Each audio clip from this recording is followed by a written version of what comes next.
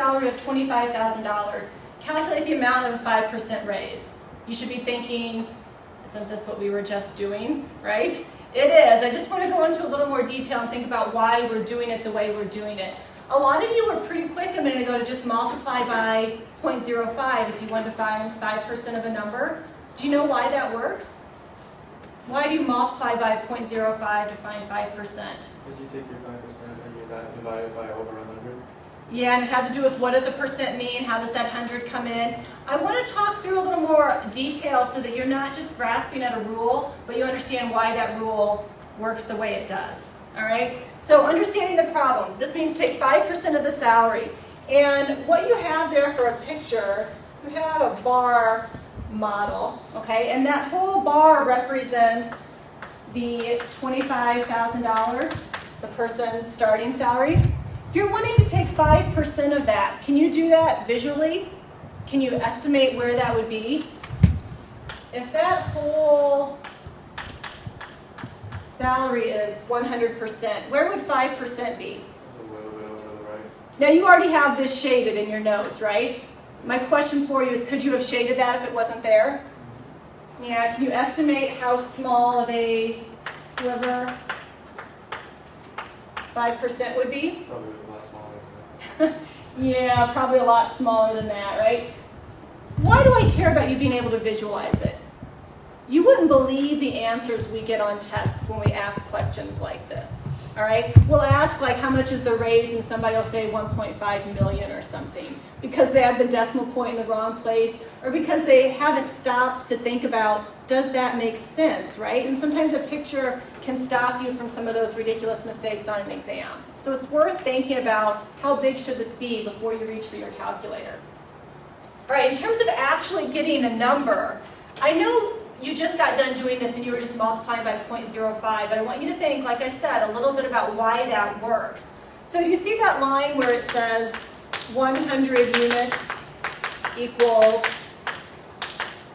$25,000? Are you with me? Do you see where it says that? Okay. Why 100 units? I'm thinking of this 25,000 as my whole, right? My complete starting salary. So I want to think of that as 100 units. If I want to take 5% of it, one way to do that is with a scaling technique. And I was really fascinated. Tell me your name again. Leticia was actually doing a scaling technique like this. And I think she was doing it because she didn't have a calculator. But I really liked the way she was thinking about it. It's a useful way to do it. I want to scale this so I can figure out what 5% of that number is going to be. So if 100 units is 25,000, what would 1 unit be? Can you scale that down from 100 units to 1 unit? What operation would I have to do? Divide it by 100. Yeah, if I divide it by 100, I would go from 100 units down to 1 unit. If I do that over here, I would have to do that over here as well. Quick way to divide 25,000 by 100 is to do what? Drop off 2 zeros. Drop off 2 zeros, and I'm going to get 250. So if the 25,000 is my whole 100%, then 1% or 1 unit is 250. How does that help me? I didn't want 1 unit, I wanted how many? I wanted 5%, right? So 5 units, that's okay. So I want to scale that back up now to 5 units. How do I do that? Multiply by 5. If I do that over here, I'm going to do that over here as well. 250 times 4 would be 1,000. So times 5 is 1,250. All right. So 5% of 25,000 is 1,250. What's the benefit of doing it this way? What's a pro, an advantage of this method? We don't need a calculator. I didn't use a calculator, right? What's a disadvantage? It's a lot of writing. It was more writing. This also took longer than just doing 0.05 times 25,000 on the calculator, right? But are there going to be times when you don't have a calculator right there? Yeah, a lot of you didn't today. And if you can think about it this way, it gives you another technique. All right? Also, when you're giving the tip, you're not gonna whip out a calculator every single time. Yeah, how do you guys calculate a tip? Do you do any kind of scaling technique like this, or do you have a quick mental strategy? 10% You know what, that's what I do. She said 10% plus 5%. If I'm in a restaurant, I take 10% of my total, because that's quick and easy to do. I can just move the decimal point over, and then I add about half of that back on to estimate 15%. Anybody have a strategy? What do you It's pretty do? much the same thing I do. Yeah, I mean, another strategy is what's the tax rate in Rockford? If you go eat at a restaurant, what's the sales tax? Is it? Like 9.25, like It's- 9.25, right? Is it that high? I thought it was like 8.25, but I'm not Yeah, sure. I mean, it's it's somewhere around there. And usually your tax is going to be indicated on your receipt, right? If the tax is about 8%, you could just double it and be in the right ballpark. Okay, so there are times when you don't want to be thinking, 0.15 times whatever. You want some other strategies, and that's really the idea here. Okay, so it says there this is essentially a scaling technique. We scaled down, we scaled back up. All right? Do you see where it says, is this answer reasonable? Don't gloss over that. Stop and ask yourself, is that a reasonable size raise? Yeah, I'd like an extra $1,200. Yeah, not what would you like, but is it reasonable, right? If you have your decimal point off and you get something like 12,000, is it reasonable? If you're making 25,000, you get a $12,000 raise? No. Yeah, probably not. That should give you some pause, right? I want you to think about that. All right, so what would the person's new salary be? Add that on, right? We've got 26,250. What do you fill in that next line that's bold? 5% means 5 out of 100 equal parts. One way to find 5% is to divide by 100 and then multiply by 5. Isn't that what we did up here? Divide by 100, multiply by 5 when we were doing that scaling technique? All right, second example down at the bottom of that page. 80% of incoming freshmen who take the placement test place into beginning algebra. If 2,000 freshman students took the placement test, how many placed into beginning algebra? Do we have to worry about that here? Not you. By we, I mean the faculty, the administration. Do we have to answer questions like that?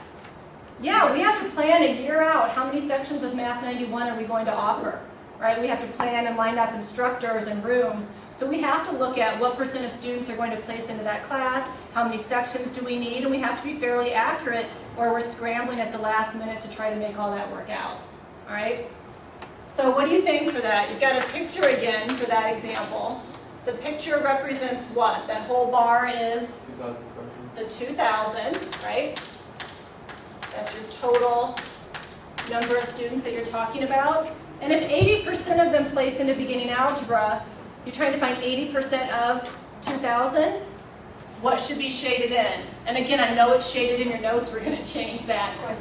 Yeah, I mean, 80% you should be thinking that's definitely more than half, right? It's going to be over here somewhere. You should be able to shade that in, at least roughly on your own, to get a feel for it. And that kind of thinking will help you see if your answer makes sense. Let's try the scaling again. If I have 100 units representing 2,000 students, I want to find 80%, so I want to know 80 units represents what? Okay. Now, there's not just one right way to scale it, but let's try the same technique we did last time. If I divide by 100, 1 unit's going to represent how many students? 20? But if I divide that by 100, I'm going to lose 2 of the zeros and have 20? Okay. Scale that back up. I want to multiply by 80. So I'm trying to get 80%. So 80 units represents what? Now I need to do what operation? Yeah, I need to multiply that 20 by 80. Can we do that mentally? I'm hoping. 2 times 8 is 16. This puts a 0 on it, this puts a 0 on it, and you get 1,600, right? My total was 2,000, so 1,600 out of the 2,000 is 80%. I'm curious, would any of you have scaled that differently? Because I can see sort of an easier way to do this. Could you have just scaled it down to 10? If you had just scaled it down to 10, this would have gone down to 200 and then multiplied by 8. That might have been a little easier. It certainly would have gotten you to the same answer. There's not just one right way to do that kind of scaling. Okay, I'm done with page 29. Did you get everything filled in? All the blanks, all the tidbits? So the 5% means multiply by 100. I'm trying to find where you are there. The two blanks that you needed to fill in there, the divide and multiply? Is that what you're asking? Yeah.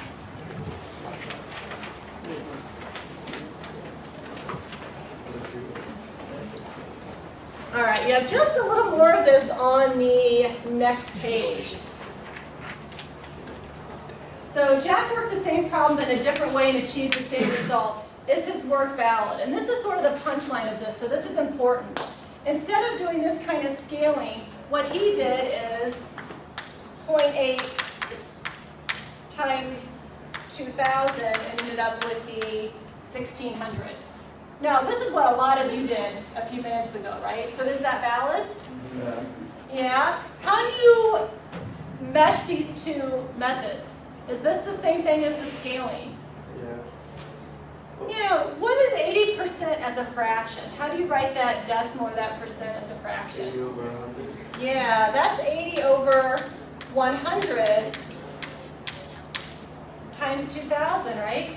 So what operations are you really doing there? You're taking the 2,000 and you are dividing by 100 and multiplying by 80.